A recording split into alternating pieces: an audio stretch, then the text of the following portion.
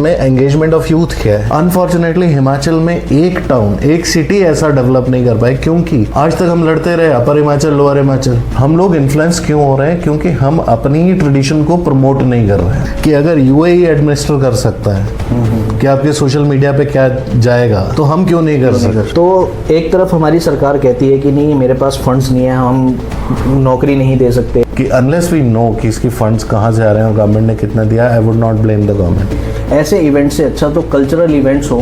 तो ये जो हमारे यहाँ पे मेले लग रहे हैं, हर एक चीज़ लग रहा है, तो वो करवाना ज़रूरी है।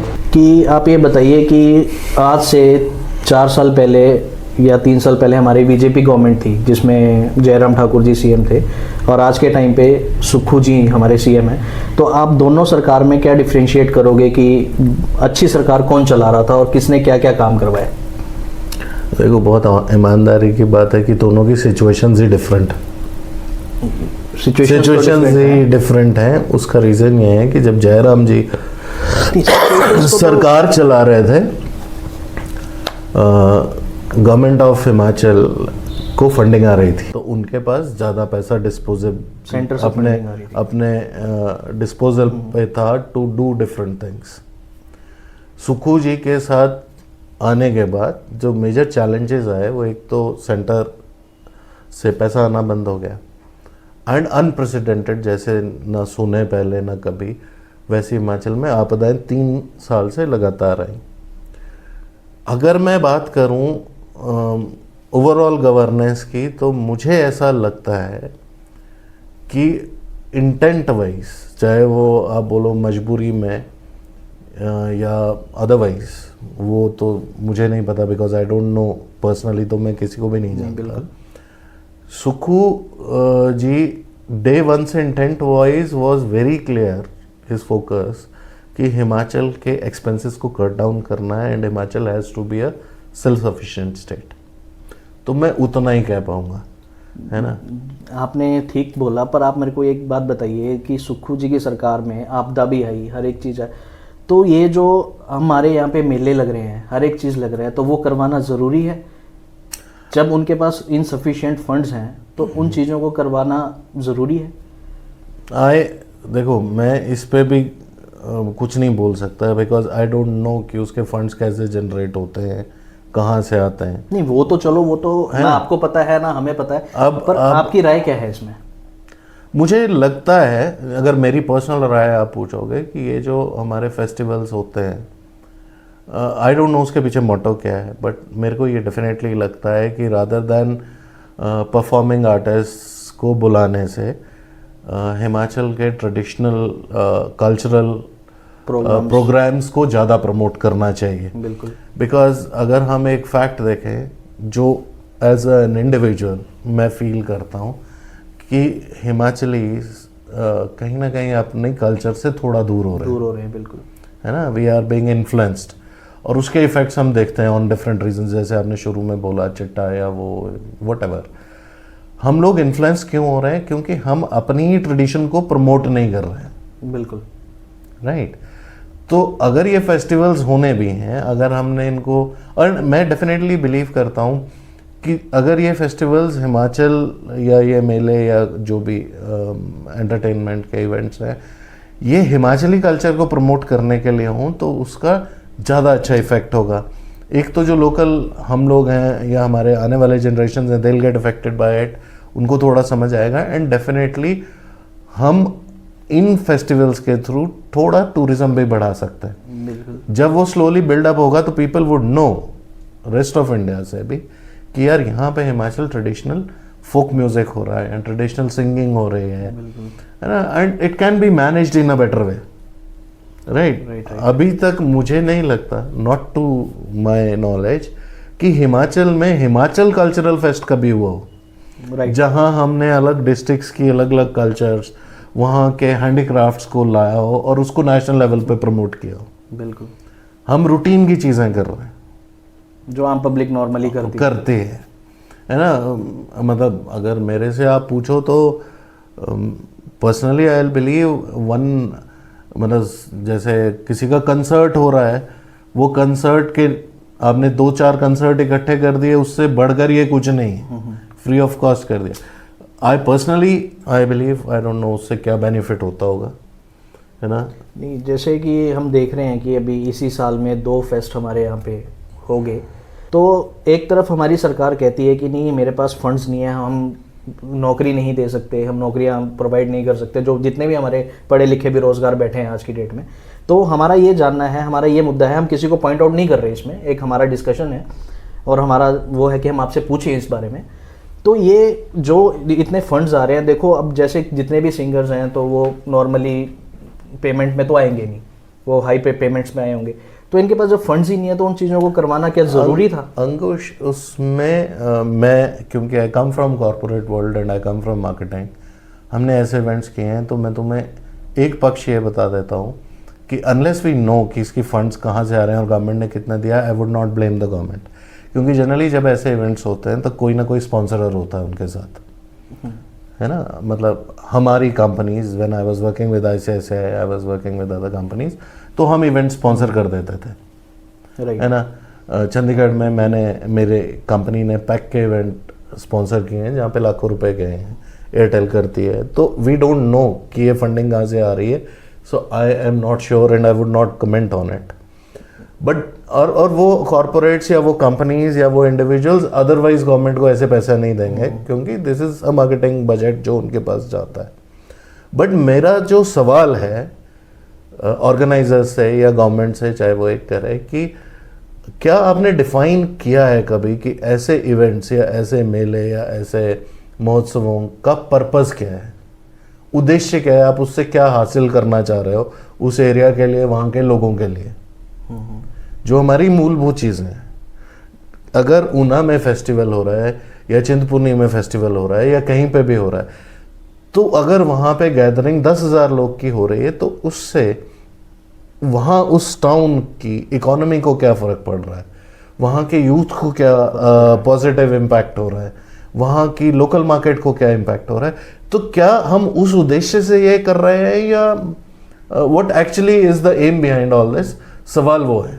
जैसे कि अभी आपने देखा होगा कि मीडिया में भी बताया था, धर्मशाला में एक मेला होता है, तो इस बार उस मेले में ना कोई पब्लिक गई, ना कोई आया, ना किसी ने शॉप्स ली। तो वो मेन रीज़न ये था कि गवर्नमेंट ने जो जिस बंदे को वो लीज पे दी थी, उसने आगे जिसको रेंट आउट करना था वो बड़ा कॉस्टली वो किया, तो इसलिए वहाँ पे मेला नहीं हुआ। तो ऐसे ही यहाँ हर एक जगह पे मेले होते हैं। उसमें अंकुश आपको ट्रेडिशनली समझना पड़ेगा, और ये थोड़ा सा लंबा टॉपिक है, I need your patience on to it.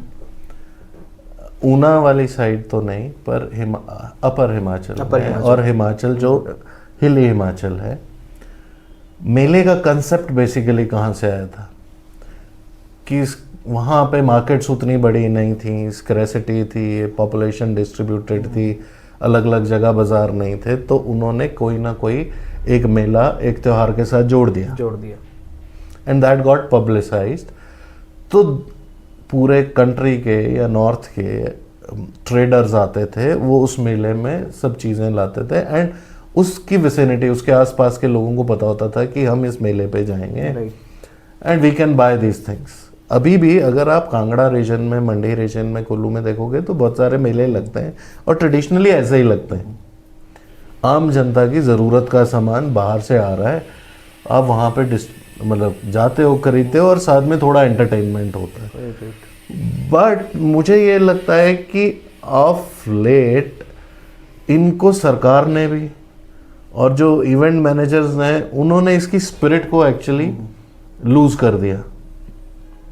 वो भूल गए कि ये शुरू क्यों हुए थे राइट। वो पैसा कमाने का जरिया हो गए। मैं अभी पिछले महीने मंडी गया हुआ था, तो नलवाड़ मेला होता है वहाँ पे भी सभी का ये कंप्लेंट था जी कि मज़ा नहीं आ रहा। हाँ जी। आप सिमिलरली शिवरात्रि के मेले में देखो कि 3 बार उनको वो ऑक्शन और EMD के लिए करना पड़ा कि कोई आके स्टॉल्स ले लो। बिल्कुल। अब वहाँ पे हम कहीं ना कहीं the spirit of this whole cultural event, हम उसको भूल गए राइट। हमने इसको इतना कमर्शलाइज कर दिया कि इट डजेंट मेक सेंस। क्योंकि पुराने टाइम में जब मेला था, तो जो आर्टिशन था, जो घर पे हैंडीक्राफ्ट्स बनाता था, जो चंबा चप्पल बना रहा है, जो हाथ से बुना पट्टू बना रहा है, कुछ they would all come to that mela. उनको पता था साल में मैंने 2 मेलों में जाना है, जितना मैंने बनाया उतना मैंने बेचना है। बिल्कुल। कोई घड़े बेच रहा है ना, तो इट वाज रूरल इकोनॉमी को बूस्ट था। लोगों को ये था कि हमको एक जगह पे कुछ मिल जाएगा। एंड ये बहुत इकोनॉमिकली भी अगर आप देखो तो ये बड़े प्यारे से टाइम पे ये मेले फिक्स किए गए थे कि जब फसल का पैसा आ गया तब वो वहाँ पे आएगा मेला। उस पर्टिकुलर जोग्राफिकली जब आप देखोगे तो मुझे लगता है कि अब ये नज़रअंदाज किया जा रहा है। अब सब अपने अपने हिसाब से लगे, इट्स मोर ऑफ पॉपुलैरिटी। और एक सच ये है कि आज के टाइम में पैसा जिसके पास है वो इज गेनिंग एवरीथिंग। बिल्कुल। जैसे कि हमारा यूथ जो है, हिमाचल का यूथ, हम बेसिकली हिमाचल की बात करते हैं थोड़ी सी। हिमाचल का यूथ है वो ड्रग्स की तरफ को ज़्यादा झुक रहा है, झुकाव उसका ड्रग्स की तरफ को ज़्यादा हो रहा है, तो वो क्यों हो रहा है? अंकुश, इसमें आपको पूरा परिवेश समझना पड़ेगा। अभी आपने एम्प्लॉयमेंट की बात की। There is a concept called engagement. देखो, सामाजिक तौर से अगर हम शुरू हों तो आज की डेट में एंगेजमेंट ऑफ यूथ क्या है? एंगेजमेंट का मतलब कि वो उसको आप बिजी कैसे रखते हो। I still remember there was a time जब बच्चे शाम को घरों से निकलते थे, खेलते थे, फ्रेंड सर्कल थे, एक दूसरे को वकअप करते थे, एक दूसरे को रोकते थे। आज के टाइम में वो सब हट गया। उसके मल्टीपल रीजंस हैं। मल्टीपल रीजंस कुछ हमारे कंट्रोल में, कुछ हमारे नहीं है। पहला रीज़न तो ये है कि फैमिली साइज छोटे हो गए, न्यूक्लियर हो गए, एक 2-2 बच्चे हैं, वो पढ़ कहीं रहे हैं, कहीं कर रहे हैं, तो माँ बाप की या तो ज़रूरत से ज़्यादा उनके ऊपर प्रोटेक्टिवनेस है या उन बच्चों की ज़रूरत से ज़्यादा फ्रीडम है। दूसरा, मोबाइल्स एंड जो हमारा कल्चरल इफेक्ट हम पर आ रहा है विद ऑल द मीडियाज, कि वो ग्लैमर की तरह दिखाया जाता है ना। एंड थर्ड ये है कि बच्चों की आकांक्षाएं, एम्बिशंस, उनसे समाज की या उनके परिवार की एक्सपेक्टेशंस, एंड फाइनली ग्राउंड पे वो कितना उसको रिलेट कर पा रहे हैं। इनमें जब गैप आएगा तो they will find a alternate कि यार ये तो हो नहीं रहा, फ्रस्ट्रेशन है, मेरी बात कोई समझ नहीं रहा, तो मैं क्या ढूंढूं। तो वो बन जाते हैं easy target. And then finally employment, engagement. आप सुबह घर से निकल रहे हो, आपके माँ बाप निकल गए, 10 बजे खाना खा लिया, आपके पास काम नहीं है, आप किसी तरह प्रोडक्टिवली एंगेज्ड नहीं हो। प्रोडक्टिवली एंगेज मतलब पुराने टाइम में गांव में देखो तो कोई खेतों पे जा रहा है ना, कोई सोशली किसी के ओकेजन में हेल्प कर रहा है। हम लोग शहरों में, जो हिमाचल के तो टाउन्स भी बड़े छोटे हैं, कि पढ़ रहे हैं, हर कोई किसी को जानता है।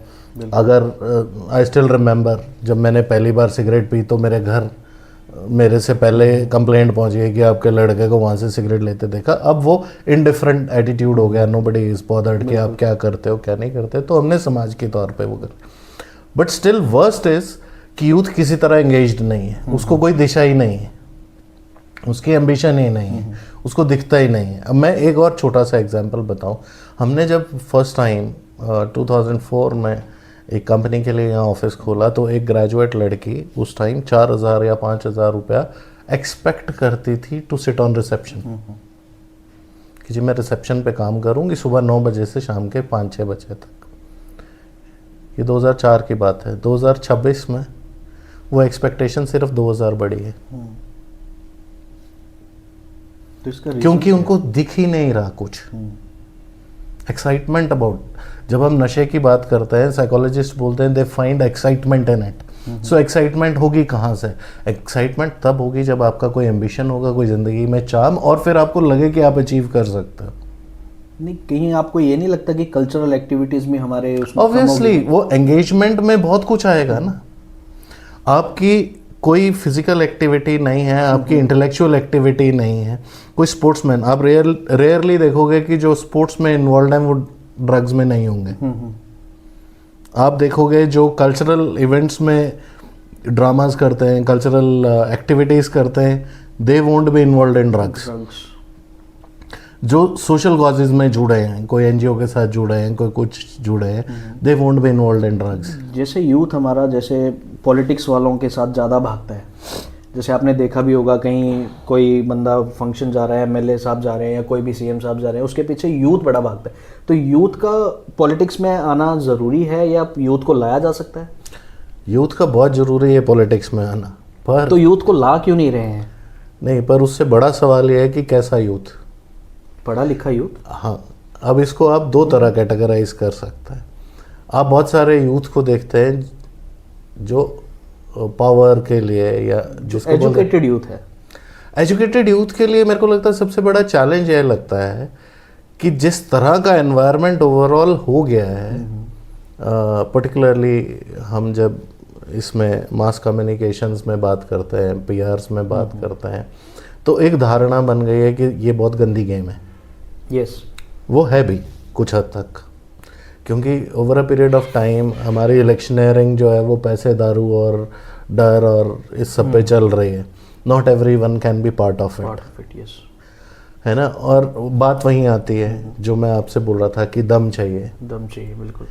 To be honest and to अपनी वैल्यूज़ पे खड़े रहने के लिए आपको रीढ़ की हड्डी चाहिए और दम चाहिए, या तो फिर बैकग्राउंड ही पॉलिटिक्स हो।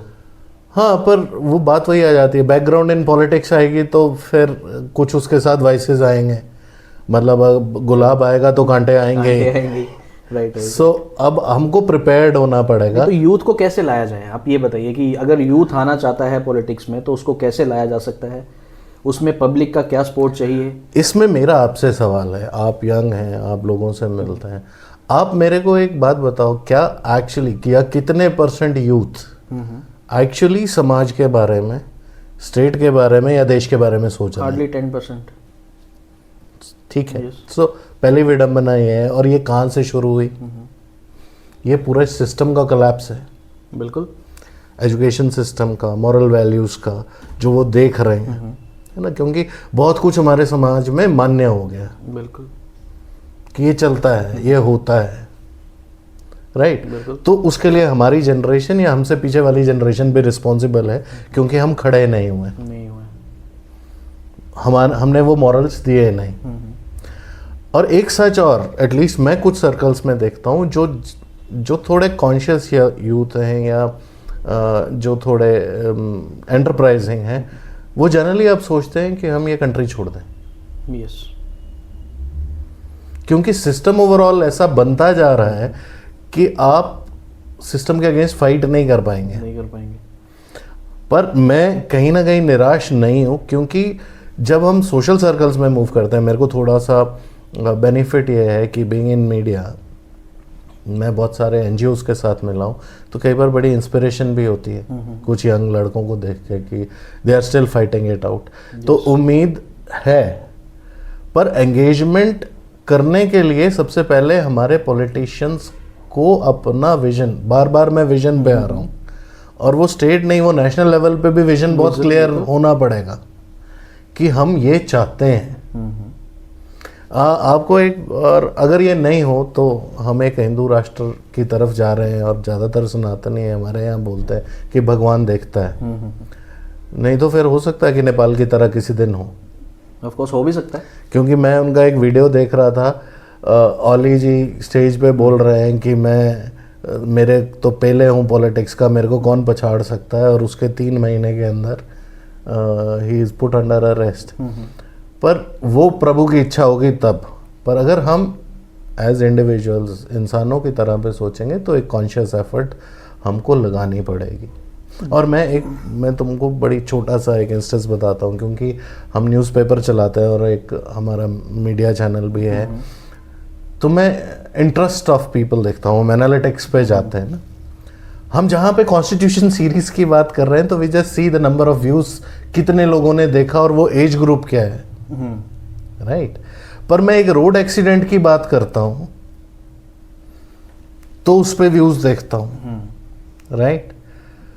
और हमारे चैनल पे तो वैसा नहीं आता, पर आप किसी एक फीमेल एक्ट्रेस की कंट्रोवर्सी देखो, आप उस पे व्यूज देखो, तो ये एक जनरल मानसिकता बता रहा है। बिल्कुल। तो वो एक कॉन्शियस एफर्ट समाज के लेवल पे हमको करनी पड़ेगी कि हम यूथ को एंगेज करें और पॉजिटिवली एंगेज करें। आप मेरे को बताओ, आखिरी बार विवेकानंद के बारे में आपने कब सुना? हमने तो स्कूल में, आखिरी बार भगत सिंह के बारे में आपने कब सुना? जब स्कूल में पढ़ रहे थे। राइट वो एक चैप्टर 3 पेज का, that's all you know about Bhagat Singh. All I see एक public function on Vivekananda was before BJP came into power, जब एबीवीपी वाले विवेकानंद के पोस्टर्स लेके घूमते थे। राइट। उसके बाद से अब तक हमने यूथ आइकन्स की बात कहाँ की, हमने इंस्पायर कहाँ किया उनको? इनके बारे में तो आप हम बता रहे हो, हमने तो पढ़ा है, हमारी जो आगे आने वाली जनरेशन है। एग्जैक्टली सो वो किसका, समाज का और हमारे गवर्नमेंट का काम है कि ये चीज़ें लोगों तक पहुँचें। ये पहुंचाएगा कौन? अगर यूथ, ये system has to go in, system भी और यूथ को भी। सर मैं ये बोल रहा हूँ, आप एंगेज करेंगे उनको तब ना। उनको एंगेज करेंगे कैसे? आपके रील्स बंदूकों, दारू, लड़कियों वाले वीडियो से हटकर जब भगत सिंह पे चलने शुरू होंगे, बिल्कुल, या उस थीम पे बनने शुरू होंगे, तो यूथ धीरे धीरे एंगेज होगा। देखो साइकोलॉजी एक बड़ी, पर्टिकुलरली इंडियन कंटेक्स्ट में एक बड़ी सिंपल चीज़ बोलती है कि एक एज है 12 से लेके आगे तक जब आप अपने विचार एक्चुअली डेवलप करने शुरू करते हैं। तो उस कैटेगरी को, जिसको हम जेन ज़ी बोलते हैं, आज की डेट में हम दे क्या रहे हैं in terms of information. Right. वो एक बहुत इंपॉर्टेंट फैक्टर है, नींव यहीं से शुरू होती। जिसका आइडियल भगत सिंह होगा ना, वो नशे में कभी नहीं जाएगा। नहीं जाएगा। राइट। राइट। जिसका आइडियल कपिल देव होगा, वो नशे में नहीं जाएगा। जिसका आइडियल सुनील छेत्री होगा, जो स्ट्रगल करके वहाँ तक पहुँचे हैं, वो नशे में नहीं जाएगा। उसको इंस्पिरेशन मिलेगी कि I can also be there. पर आजकल के आपने देखे होंगे यूथ, तो उनके आइडियल्स ही अलग अलग हैं। जैसे अब मैं नाम नहीं लेना चाहता कि, हाँ, तो अब अंकुश इस पे दोबारा आओ, जो मैंने शुरू में कहा था, सोशल मीडिया पे क्या जा रहा है, who is suppose to control it? It has to be monitored. आप you just can't say, you know, लोग मेरे को बोलते हैं ध्रुव तू बड़ी अजीब सी बात करता है, तो मैं ये बोलता हूँ कि अगर यूएई एडमिनिस्टर कर सकता है कि आपके सोशल मीडिया पे क्या जाएगा, अगर चाइना एडमिनिस्टर कर सकता है, तो हम क्यों नहीं कर सकते? तो हम क्यों, अगर रशिया कर सकता है तो हम क्यों नहीं कर सकते? राइट। चाइना टिकटॉक को चाइना में नहीं चलने देता, नहीं चलने देता, सेंसर्ड है। इंडिया ने बहुत लेट बंद किया, जब उसको समझ आई। समझ भी क्या आई, सिर्फ मेरे ख्याल 16 एप्लीकेशंस बंद की। आज की डेट में आप जाओ, गो एंड सर्च, तुमको हजारों डेटिंग एप्स मिल जाएंगी। तो शरेआम एड्स आ रही हैं कि लड़की से 5 रुपए में बात कर। बिल्कुल बिल्कुल बिल्कुल। So where do you think you are taking your youth? फिर तो वो गलत रास्ते पे ही जाएगा। तो अब इसकी जिम्मेदारी किसकी है? I can not stop that. मैं ये कर सकता हूँ कि मैं जो बोल रहा हूँ, मैं जो प्लेटफॉर्म है उस पर क्या दिखाया जाएगा, बट एक overall system, public thought process, public को भी एक मैसेज आना चाहिए कि पब्लिक भी उसके लिए जागरूक हो कि हमारे बच्चे क्या कर रहे हैं और आगे जाके ये क्या करेंगे। नहीं, पहले तो ये समझ आना चाहिए कि ये हो क्यों रहा है, और फिर एक और मेरा पर्सनल ओपिनियन है, विडंबना ये है कि आम हिंदुस्तानी इतना मशरूफ़ है अपनी ख्वाहिशें पूरी करने में कि वो इसको देख ही नहीं रहा कि प्रॉब्लम यहाँ से शुरू हो रही है। हम सब लोग आईफोन्स और लेटेस्ट फ़ोन्स और व्हाटएवर गैजेट्स और इन सब को या गाड़ियाँ बदलने में इतने बिजी हैं कि हम देख ही नहीं रहे हैं कि ट्रबल कहाँ से शुरू हो रहा है। And number of examples. ये तो टॉपिक इतना लंबा है कि पूरा सेशन इस पे हो सकता है, जहाँ मैं आपको एग्जांपल्स के साथ दे सकता हूँ। तो ध्रुव जी, हम ऐसा करते हैं, हम थोड़ा सा ब्रेक लेते हैं अभी। श्योर। फिर उसके बाद हम इसको कंटिन्यू करेंगे आपके साथ। श्योर। तो आपका बहुत बहुत धन्यवाद। Thank you very much Ankush for taking it up.